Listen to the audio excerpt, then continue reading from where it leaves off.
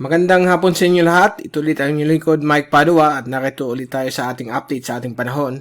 Hindi muna tayo mag-i-issue ng regular advisory. Nandito tayo upang bigay sa inyo ang initial update ng bagyong si Jolina. Isa na po siyang tropical storm sa mga oras na ito. Rapidly nag-intensify po siya, lalong lumalakas sa nakalipas na 6 na oras. Dito po ay para sa ngayong hapon ng Lunes, September 6, 2021. Ito po ang ating Tagalog version. Umpisa natin ang update. Ito yung fast animation. So, kitang-kita po natin nung Sabado, shallow low pressure pa lamang siya. But in span of 2 days, bigla-bigla, naging tropical depression po siya. At kanina, tropical storm na po siya. At ito po ay lumalapit na po sa may silangan bahagi po ng Samar. At may pagbabago po sa forecast track. At ang possible na daanan niya, baka po ang isla ng Samar, magla-landfall po siya early morning tomorrow at babagtas po siya ng Masbate, Ticao, Burias area patungo po ng Southern Tagalog provinces kasama po ang Metro Manila. So medyo nagte-threaten po ito sa Eastern Visayas, Bicol at Southern Tagalog provinces kasama po ang Metro Manila dahil po sa pagbabago ng forecast ng European model. Right now, since maliit po itong weather system na ito, hindi po ito nakikita ng ibang computer models except po ang European model na medyo mas accurate ang winds niya sa forecast compared sa American model na low pressure lang. Okay? So, kasi ang European model ay 9 kilometers ang resolution ng kanilang forecast compared sa American model na nasa 22 kilometers lang ang kanyang model resolution. So, mas nakikita ng European model at halos doon po pumupunta ang tracking na yon ng bagyong ito. Mabilis yung kanyang development at posibleng maging severe tropical storm po ito pagdaan ng Samar hanggang sa mga coastal areas po ng Kabikulan dahil po medyo mainit po ang ating karagatan.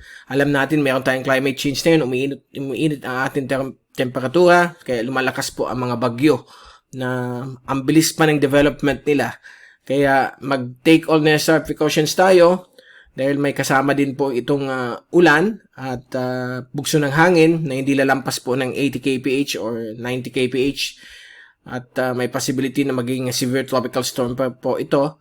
Hindi natin i-rule out na hindi magiging bagyo ito kasi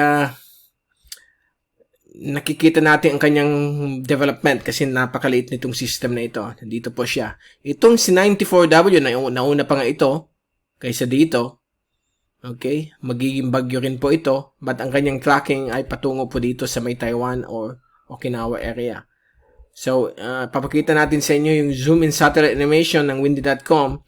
So, yan po na yun yung bagyo. Kikita nyo, ang bilis ng kanyang development for the past 6 hours. Akala natin, nagkakaroon na siya ng mata. Moat po ang tawag niyan, MOAT. Opening lang yan sa kanyang circulation, but hindi pa siya yung tunay na mata. But nakita po natin na yun. Unti-unti na pong lumalapit sa Eastern Samar, sa may Giwan, Borongan area. Mag-take all necessary precautions po kayo dahil mamayang gabi or early tomorrow morning, magla-landfall na po yan dyan. At tatahak po yan dito sa may bagyo nito ng Southern Bicol. Pag umakyat ng bagya, pwedeng dumaan din ng Sorsogon, Albay at Camarines provinces. At gayon din po ang Catanduanes. Wala pa pong hindi pa po lampas ang threat nito dahil po pwede pa pong umakyat ang direction nitong bagyong ito. Okay, medyo lumalakas kasi yung high pressure sa taas niya. So, ito yung tracking natin kanina. So, ang latest na yun, baka dito na po siya dumaan sa nakikita natin na yun sa European model. Okay, so, mag-ingat po tayong lahat.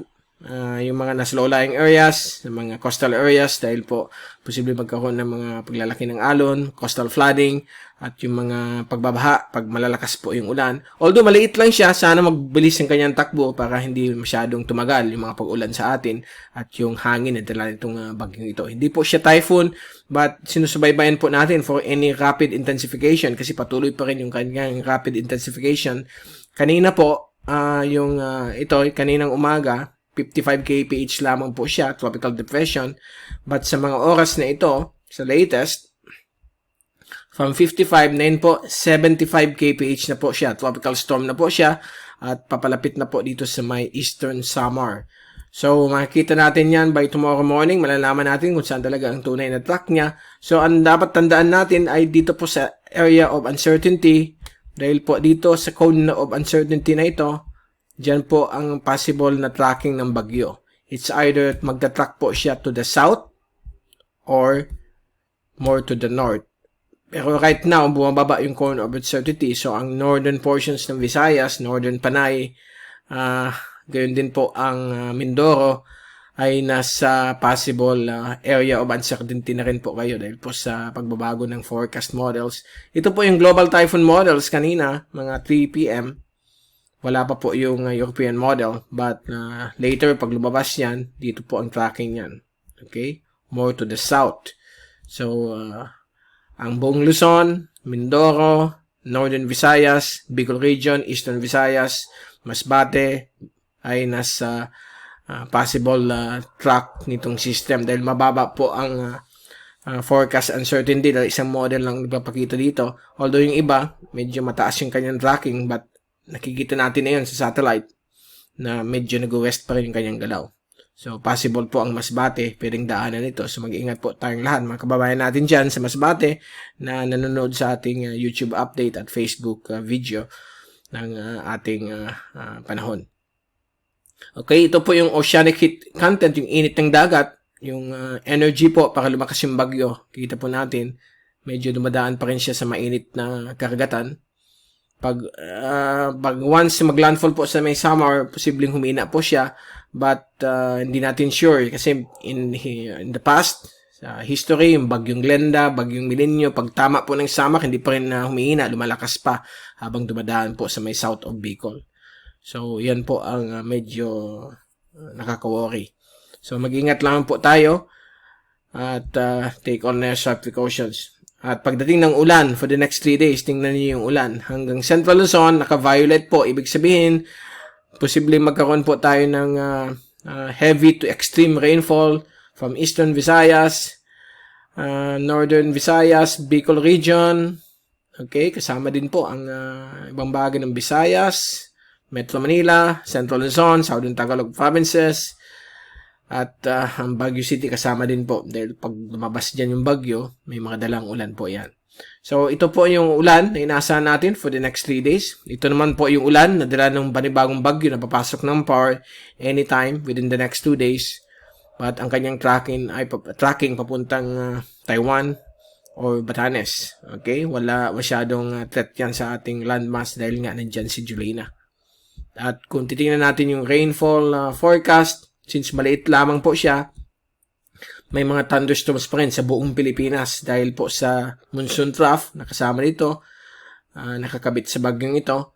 So bukas ng early morning, 3 a.m., ayan po, landfall na po sa may Samar. Lalabas po siya ng northwestern Samar ng 11 a.m. Papasok po siya sa may Sibuyan Sea, sa may Regay Gulf, dadaan in between Ticao and Masbate, 12 noon. 7 p.m. nasa may Burias, or 7 to 8 p.m. Wednesday, nasa may Bundok Peninsula po, Southern Quezon, 5 a.m. po yan ng Wednesday. So, mag-improve na po ang panahon natin sa Wednesday. Alas 4 ng hapon, nasa vicinidad po siya ng Southern Tagalog or Southern part ng Central Luzon. So, apektado po ang Northern Quezon, Metro Manila. So, please take all necessary precautions. So, magbabago po ang forecast niyan by tomorrow. Malalaman natin kung yun pa rin yung kanyang track. As of this time, nasa low to medium confidence ang forecast nito. At Wednesday evening, nasa Central Luzon. Early morning ng Thursday, nasa may Pangasinan. Then, alas 10 ng hapon ng Thursday, nasa West Philippine Sea na po itong bagyo ito. So, medyo may kaliitan lang itong system na ito. But, alam natin ang impact na yun ng mga ulan. Kahit maliit yan, pag dumaan yan sa inyo, sobrang lakas po yan. Pwedeng 1 to 3 hours. So, mag-ingat po tayo sa pagdaan po nitong bagyong si Julina. Malalaman natin by tomorrow kung ano ang maging intensity niya, but posibleng maging severe tropical storm or even a typhoon kapag patuloy pa rin yung kanyang intensification pagdaan niya sa may Samar at Bicol region at dito rin sa may Southern Tagalog provinces including Metro Manila. So, medyo bumibilis ang kanyang takbo. So, bukas po ng gabi, makakanasan natin dito sa Kamsur. At umaga, bukas ng tanghali, dito sa may hapon. Okay? Sa may Masbate, tanghali hanggang hapon. Gabi naman po sa may Bicol region. Kasama po ang Camarines Provinces at Naga City. So, yan muna ating latest. Babalik ulit tayo bukas. Magantabay lang po sa ating magkinig sa ating updates sa ating mga YouTube updates everyday. But mag-i-issue rin tayo mga postings sa Facebook at Twitter. Yung mga nagtatanong dyan, hindi ko kayo masasagot muna dahil sa sobrang busy natin dito sa wider system na ito. So, hanggang bukas, ito si Mike Padua magpapaalam. Mag-ingat po tayong lahat. #WeatherWiser. At maraming salamat po sa pagpunod nyo sa aking channel.